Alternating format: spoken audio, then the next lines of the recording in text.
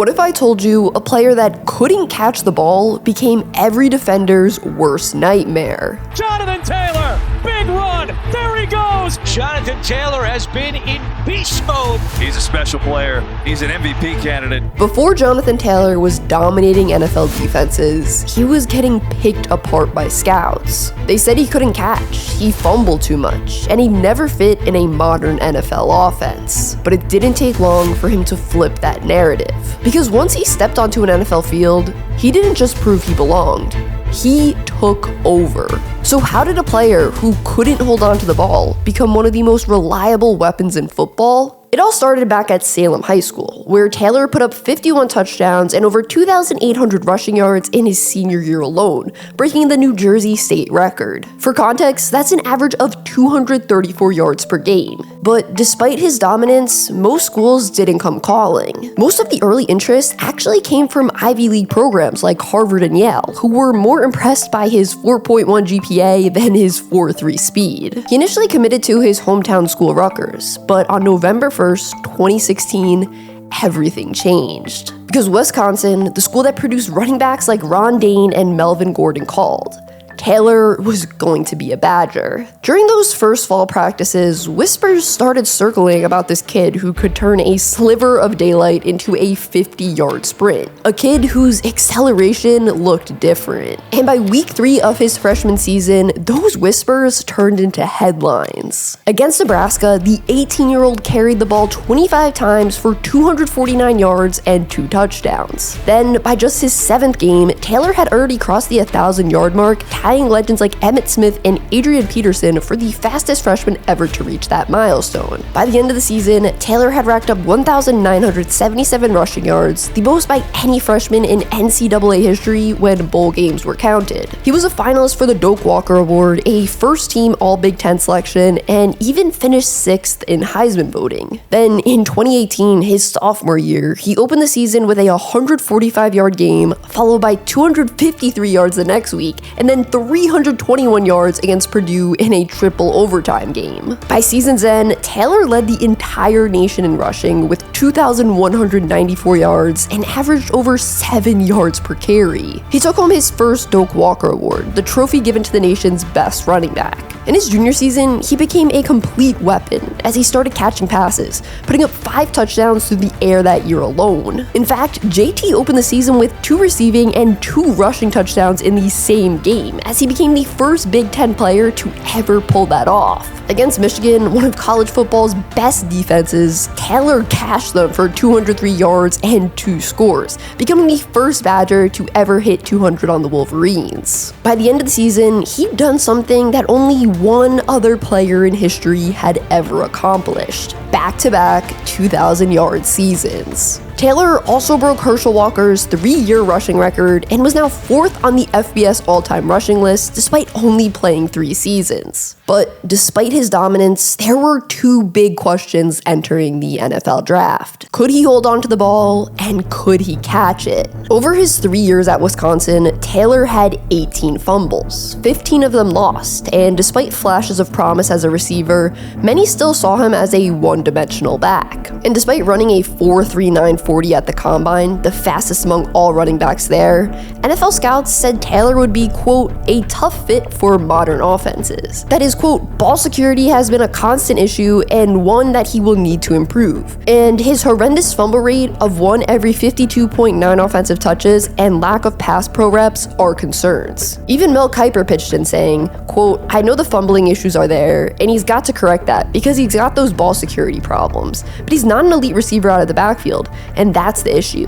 You've got to be complete now. You've got to be a guy who can be very, very productive in the pass game. When draft night finally arrived, Jonathan Taylor watched as the first round came and went, and his name never got called. 2 other running backs, Clyde Edwards-Helaire and DeAndre Swift, were actually selected ahead of him. Then, in the early 2nd round, his phone finally rang. On the other end, Colts head coach Frank Reich and GM Chris Ballard. They had traded up to the 41st overall pick, and just like that, Jonathan Taylor was officially heading to Indy. He was joining a franchise that had once featured legends like Edgerrin James and Marshall Faulk. So yeah, the expectations were sky high. $500. We are about to rip a $500 slab pack thanks to the sponsor of today's video, Arena Club. Let's see, what are we getting?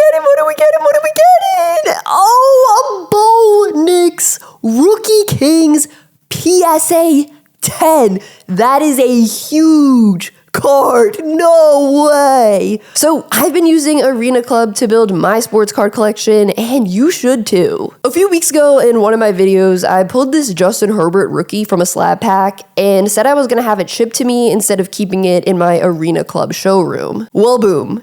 Here it is. He is here and he is beautiful. I mean, just look at the prism on that. The rainbow. It's going crazy. And look, now he gets to stay with my other Justin Herbert rookies. They're like a little Justin Herbert rookie card family. But wait, you might be asking, what exactly is a slab pack? Well, a slab pack contains one graded card with packs starting at just $25 and scaling up from there. And you guys know, I had to hook you up. So right now, you can get 20% off your first slab pack or card purchase by going to arenaclub.com/SheGotSports and use code SheGotSports. In week 1 against Jacksonville, JT had just 9 carries for 22 yards. But then the team's veteran starter, Marlon Mack, tore his Achilles. However, even with more carries, Taylor struggled to adjust to the speed of the pro game. That was until week 13. That week, Taylor ripped off 135 total yards and his first receiving touchdown. The next week against the Raiders, he put up 150 rushing yards, 2 touchdowns, and a 62-yard sprint. Then came week 17. And the Colts needed a win to make the playoffs. One game, win and you're in, lose and your season's over. The opponent? Jacksonville, the same team from week 1 where Taylor's NFL career had quietly begun. And what followed was one of the greatest rookie performances in NFL history. Taylor ran for 253 rushing yards and 2 touchdowns as he broke tackles, dragged defenders, and shattered Edgerrin James' single game rushing record. When the dust settled, the Colts punched their playoff ticket. Taylor walked off the field 3rd in the entire NFL in rushing, behind only Dalvin Cook and Derrick Henry, with over 1,100 rushing yards, 12 total touchdowns, and just 1 fumble. And for all the talk about his hands, he caught 36 passes for nearly 300 yards, proving he could be a complete back. Although the Colts lost to the Bills in the playoffs, one thing was now clear. The kid from New Jersey had arrived, and the league had no idea what was coming next. Because the same player people once doubted in the passing game or questioned for his fumbling was about to become the engine of the entire Colts offense. In week 4 against Miami, he put up 103 yards and a score. The next week, under the bright lights of Monday Night Football in Baltimore, Taylor turned a routine dump-off pass into a 76-yard sprint into the end zone. He finished that night with 169 total yards, officially starting his dominance tour. Against Houston, Taylor put up 145 yards and 2 touchdowns, including an 83-yard run. 2 weeks later, on Thursday Night Football, Taylor dismantled the Jets with 200 scrimmage yards and 2 more scores. Week 11 versus Buffalo, 185 rushing yards, 5 total touchdowns, 4 on the ground, 1 through the air. He was named the AFC Offensive Player of the Week and then the AFC Offensive Player of the Month for both October and November. From week 4 to week 11, Taylor posted 100+ scrimmage yards and a rushing touchdown in 8 straight games, tying an NFL record. By the end of the season, Taylor led the NFL in rushing yards with 1,811 and rushing touchdowns with 18. He even finished as the runner-up for the Offensive Player of the Year and 5th overall in the NFL Top 100, which is voted on by players themselves. But in week 18, the Colts once again found themselves in need of a win to make the playoffs. And once again, they found themselves up against the Jaguars, the 2-14 Jaguars to be exact. It was supposed to be an easy win. The Colts were favored by over 2 touchdowns. But then, once the game started, the Colts collapsed and lost 26-11. Even though their season ended in brutal fashion, it didn't erase what Taylor had just done. He had become the standard for running backs in a league that had nearly forgotten their value. and he was ready to take it to the next level, at least until everything changed. In week 4 of the 2022 season, a routine carry against Tennessee turned into something far worse, a twisted ankle that didn't seem serious at first, until it wouldn't go away. As the Colts spiraled, firing head coach Frank Reich, benching Matt Ryan, and sinking deeper into chaos, Taylor's frustration grew. He tried to be the spark, but his ankle never healed. Then in week 15, he suffered a high ankle sprain that would end his season. Placed on injury reserve, Taylor had to do something he hated most: watch from the sideline as his team's season unraveled. He was determined to come back better than ever in 2023, but before the season even started, things got complicated. Taylor was entering the final year of his rookie deal, and after leading the league in rushing yards the year prior, he wanted a new contract. But the Colts didn't want to budge. The NFL was in the middle of what some call the running back recession, where teams were slashing running backs' contracts and devaluing the position. Team meetings were missed and tensions were growing.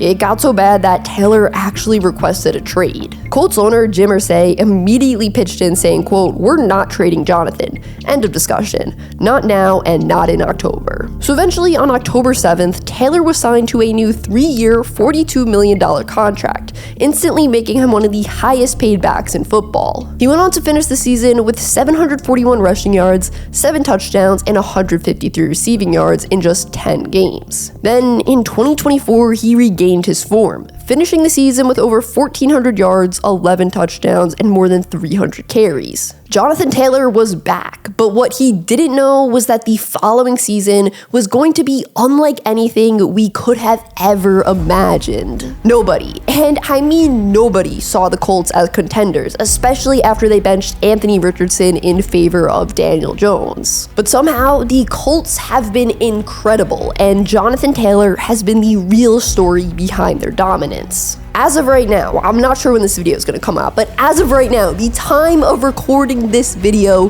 he's leading the league in everything. Rushing yards, rushing attempts, yards per carry, total scores, you name it. Taylor's averaging nearly 6 yards a carry, and with 14 total touchdowns through 8 games, he's tied with LaDainian Tomlinson for the second most scrimmage touchdowns through 8 weeks since 1970, trailing only Priest Holmes. And the result?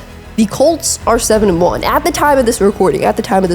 They're sitting atop the NFL with the league's best record and one of the most explosive offenses in football, averaging nearly 34 points per game. Even his work in the passing game, 25 catches, 206 yards, and 2 touchdowns, reminds everyone that the can't catch the ball label he carried out of college might have been the worst scouting take of the last decade. Oh, and about those fumble concerns, in college he put the ball on the ground once every 53 touches. Now, it's not even half that. In his last 3 seasons, he's fumbled just twice. This is a player carrying a franchise. This is an MVP candidate. Because right now, Jonathan Taylor isn't just back. He's redefining what it means to be a running back in the NFL today. Another legendary player that was drafted in the 2nd round because of concerns about his height was Drew Brees. If you want to learn how he overcame a nearly career-ending injury, check out this video up here. His story is insanely inspiring. The dude is one of the shortest quarterbacks to ever play in the league, but one of the best passers to also ever play in the league.